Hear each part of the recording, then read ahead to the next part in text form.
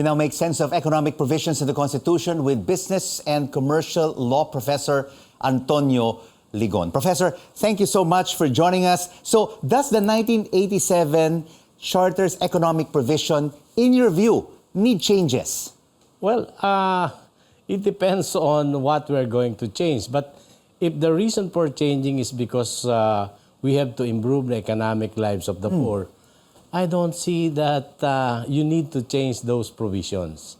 In fact, we have the amendments already with the Liberalization Act. That's right. With the Foreign Investment Act. The Public Service Act. Yes, we allow now 100% foreign ownership in terms of manufacturing and domestic operation. We allowed foreigners, provided they have reciprocity and 25 million capitalization. And That's not bad. And these amendments, Professor, were already made during the Duterte administration. Exactly. So, from then until now, have we attracted those investments with the liberalization of these laws? Yes. If we look at the press releases of course, from the government, especially right now, when the president travels, there are these promise or pledges of investment. In the tens of billions of dollars. And you also would know, of course, observe that not one of those pledges consists of change your constitution as a requirement. There is none.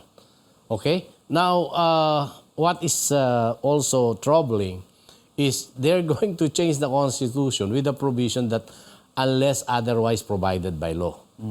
And without specifying any measures or provision that will safeguard the interests of the Filipino people. But of course, you have Senate President Miguel Zubiri, who will be leading the research, the studying, getting into the potential changes in the economic provisions.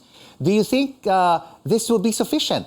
And will he really tell the Filipino people, when all is said and done, what needs to be changed in the Constitution? Well, the first question really is, do the people understand what is provided in the economic provision in the Constitution or the whole Constitution itself?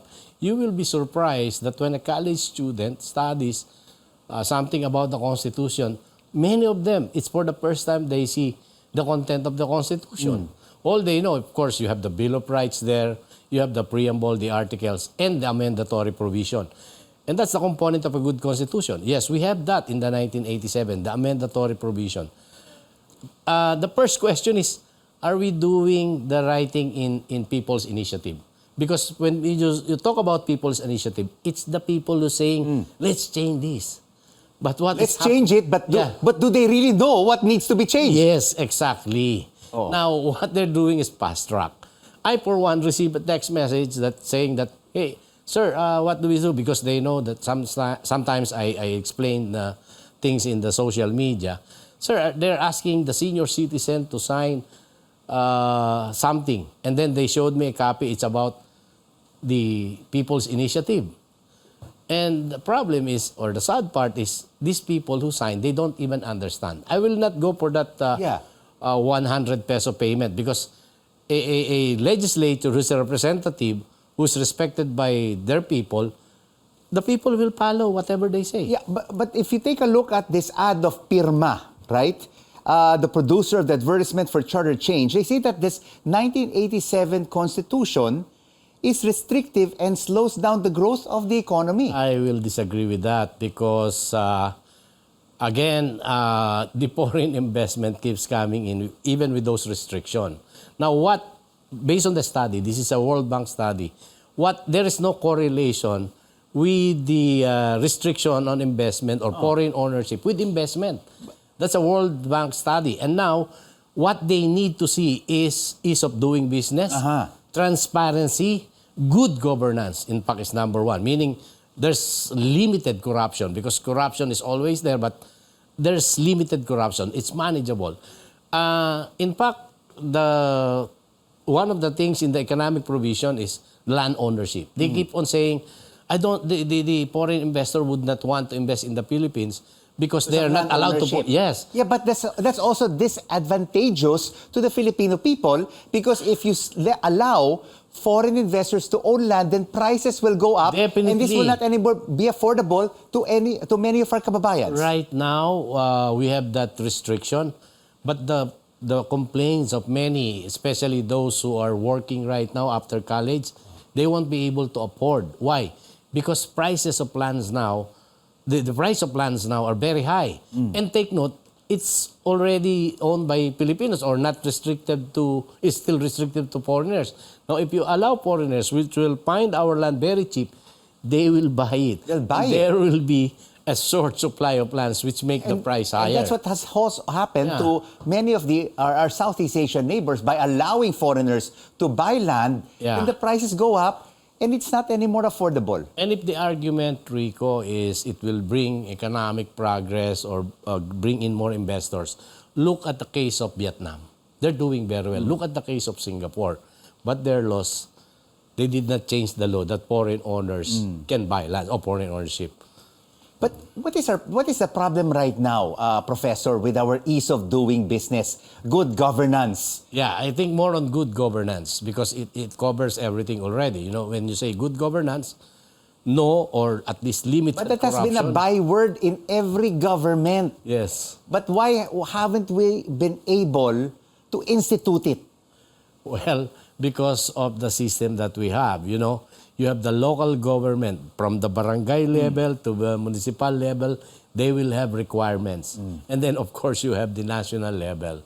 So, what we have to do, and this is even the problem of businessmen in our country. Now, going to the charter change, we need to review, and if we were saying review, all sectors, no? The academies, the private, the businessmen, and of course the government, of course, should be there. But so you all don't just change stakeholders it. have to be involved, And not just senators. And not only that, upon having this serious review of this, you present it to the people. You discuss it. I was a law student. Point by point. In the 1980s, when the 1987 Constitution was submitted to ratification. We went to all the slum areas explaining to people in the vernacular what is this 19th Constitution all about. Now, if you want to change that, I think that should be at least followed. You have to explain to the people. These are the economic provision. We want to change it. So are you saying then that our politicians are trying to fast track it, railroad it, and pass it? So many of us will not still understand what it's all about. And could it also be a veiled move to extend term limits and change the form of government? Well, change of form of government, I think that can be part of the review. Because me personally, of course others would agree with me, we don't need two houses. We copied the American Constitution, but America has so many states. Here we have 3 big islands and several small islands in the province. So probably one legislature will be enough. Parliamentary. For me, but of course, they say, the commenters, parliamentary is there might be a lot of political play there, or the president can stay on for life. Yes, but we have to look at that. No, we can have something like to safeguard also the tendency of some leaders to overstay. That's the most dangerous thing. So a lot of debate over the next days and weeks. Thank you so much for discussing potential charter economic provision changes in the 1987 Constitution. Professor Antonio Ligon, De La Salle University Business and Commercial Law Professor. Thank you, Rico. Animo.